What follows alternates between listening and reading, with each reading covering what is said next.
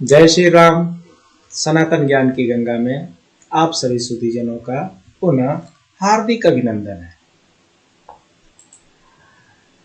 ज्योतिष जानकारी में आज हम कुंडली के 6th भाव के बारे में पढ़ेंगे। 6ष्टम भाव के बारे में जानकारी प्राप्त करेंगे। अभी तक हमने प्रथम भाव, द्वितीय भाव, तृतीय भाव, चतुर्थ भाव, पंचम भाव के बारे में हमने जानकारी प्राप्त कर ली है। आज हम 6ष्टम भाव को समझते हैं कि 6ष्टम भाव में क्या क्या आता है। ये 6ष्टम भाव है और 6ष्टम भाव में अगर मोटे तौर पर देखा जाए तो इसको रोग भाव से इंडिकेट किया गया है।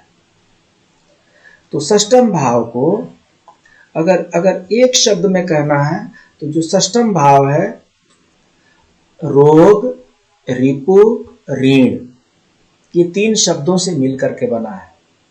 6ष्टम भाव से रोग, रिपु एंड ऋण।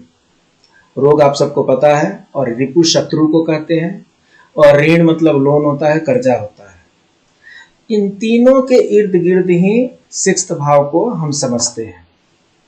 6th भाव निश्चित रूप से ठीक नहीं माना जाता है। ये जो 12 घर है, इस 12 भाव में 6th, 8 एंड 12 इन तीनों का थोड़ा अलग कॉम्बिनेशन है। बाकी सब भाव 9 अलग अलग हैं, बट 6th, 8 एंड 12 इनको थोड़ा लो कैटेगरी में रखते हैं, क्योंकि 6th से रोग, रिपु, ऋण आ रहे हैं। 8म भाव जो है मृत्यु का भाव हो जाता है और 12th भाव जो होता है खर्चा का भाव हो जाता है। तो इसलिए अभी हम 6th भाव के बारे में समझते हैं। तो 6th भाव में सबसे पहले हम समझेंगे शत्रु के बारे में। शत्रु वो होता है जो जातक को आर्थिक रूप से, सामाजिक रूप से, शारीरिक रूप से नुकसान पहुंचाता है, उसको लॉस में लाता है। शत्रु और मित्र का यही फर्क है। शत्रु जो होगा वो आर्थिक, सामाजिक और शारीरिक रूप से उस जातक को नुकसान पहुंचाता है, लॉस करता है। तो शत्रु एक व्यक्ति भी हो सकता है, एक परिवार भी हो सकता है, कुछ लोगों का समूह भी हो सकता है। तो शत्रु कैसे होंगे? ज्यादा प्रबल होंगे, ज्यादा नुकसान पहुंचाने वाले होंगे, कम नुकसान पहुंचाने वाले होंगे? शत्रु जातक पर हावी हो जाएंगे या जातक शत्रुओं पर हावी रहेगा? इसका जब हम अध्ययन करते हैं तो 6th भाव के ग्रह स्थिति को देख करके और इसका अध्ययन करते हैं। इसके बाद से रोग जो है मनुष्य का एक बहुत बड़ा शत्रु है। रोग ऐसा शत्रु है जो शरीर में ही बैठ करके शरीर का भी नुकसान करता है, आर्थिक नुकसान भी करता है, सामाजिक और पारिवारिक नुकसान तो करता ही है, करियर को भी लॉस करता है। तो इसलिए जो रोग है, रोग को शत्रु की श्रेणी में ही रखा गया है। उसके बाद से ऋण। ये जो ऋण है, ऋण का मतलब यहाँ पर यह है कि बेसिक नीड्स को फुलफिल करने के लिए जब हम लोन लेते हैं उसको ऋण की संज्ञा में रखा गया है। बड़े बड़े उद्योगपति, बिजनेसमैन जो ऋण लेकर के और करोड़ लेकर के और अरबों क्रिएट करते हैं, वो इस कैटेगरी में नहीं आता है। वो बिजनेस का कैटेगरी अलग है। बिजनेस में बाय बोरो सब कुछ चलता है, तो वो बोरोइंग अलग है। यहाँ पर लोन का मतलब यह है कि बेसिक नीड्स के चलते जातक पर कर्ज रहेगा क्या? जातक कर्ज लेने वाला होगा या कर्ज देने वाला होगा? वो कर्ज अगर लेता है तो उसको वो चुका पाएगा क्या? ये सब के बारे में हम 6th भाव से देखते हैं। जब हम रोग देखते हैं तो रोग के साथ दुर्घटना भी आती है, चोट भी आते हैं, घाव भी आती है। दुर्घटना अगर होने की कुछ प्रोबेबिलिटी है उसको भी हम इस 6th हाउस से देखते हैं। चोट लगने का डर है, कुछ घाव है जो जल्दी भरता ही नहीं है। तो इन सब का भी हम जब ध्यान करना होता है, कैलकुलेशन करना होता है, तो हम 6th भाव से करते हैं। उसके बाद से जब हम तृतीय भाव पर बता रहे थे तो उसमें मैं बताया था कि जातक का ये बॉडी हो गया, ये जातक का धन हो गया, और ये जातक का तृतीय भाव जो है, ये देखिए तृतीय भाव जो भ्राता भाव है, मतलब जातक के भाई बहन का भाव ये तीसरा है। तो जातक का माता भाव चौथा है, ये माता का चौथा भाव ही हो गया। तो चौथा से तीसरा, चौथा से 1 2 3, चौथा से तीसरा मतलब माता के भाई बहन। तो सिक्स्थ हाउस से माता के भाई बहन कौन हो सकते हैं? मौसी हो जाएगी, मामा हो जाएंगे और सौतेली माँ हो जाएगी। तो मामा से कैसे संबंध रहेंगे, मौसी से कैसे संबंध रहेंगे, भगवान न करे अगर सौतेली माता आती है उससे कैसे संबंध रहेंगे। इसकी गणना हम षष्ठम भाव से करते हैं। कुछ गुप्त रोग होते हैं और गुप्त रोग भी गुप्त रोग एक गुप्त शत्रु की तरह होते हैं। कुछ शत्रु दिखते हैं, कुछ शत्रु नहीं दिखते हैं।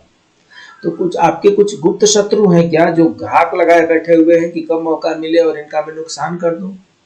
इसका भी हम जब विवरण देखना होता है तो सिक्स्थ भाव में देखते हैं। इसके बाद से कोर्ट केस, ये जातक जो है कोर्ट केस के झमेले में फंसेगा। कोर्ट केस के झमेले में अगर फंसता है तो ये विजयी होगा या इसका प्रतिद्वंदी विजयी होगा। कोर्ट केस के झमेले में कितने लंबे तक फंस सकता है, अगर कुछ ऐसा फंसता है तो उसको जेल हो जाएगा क्या या छूट जाएगा। इन सब की गणना हम षष्ठ भाव से करते हैं। इसके बाद से चोरी, चोरी एक तरह का लॉस है, चोरी भी शत्रु है।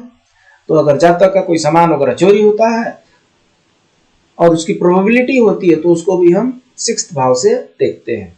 इसके बाद से अपयश, वैसे तो यश यश अपयश हम चतुर्थ भाव से देखते हैं, परंतु जब अपयश की मोटा मोटी तौर पे देखना होता है तो चतुर्थ और सिक्स्थ दोनों भाव को कैलकुलेशन करके तब देखते हैं कि ये व्यक्ति को अपयश मिलेगा क्या, कलंक मिलेगा क्या, लांछन लगेंगे क्या, जो इसने नहीं किया उसका भी आरोप लगेगा क्या।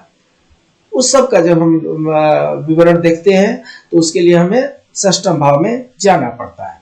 उसके बाद से धोखा, मनुष्य के पास बहुत से अलग अलग विचार होते हैं और पता नहीं मनुष्य किस वेश में कहां पे आकर के किसको धोखा दे दे।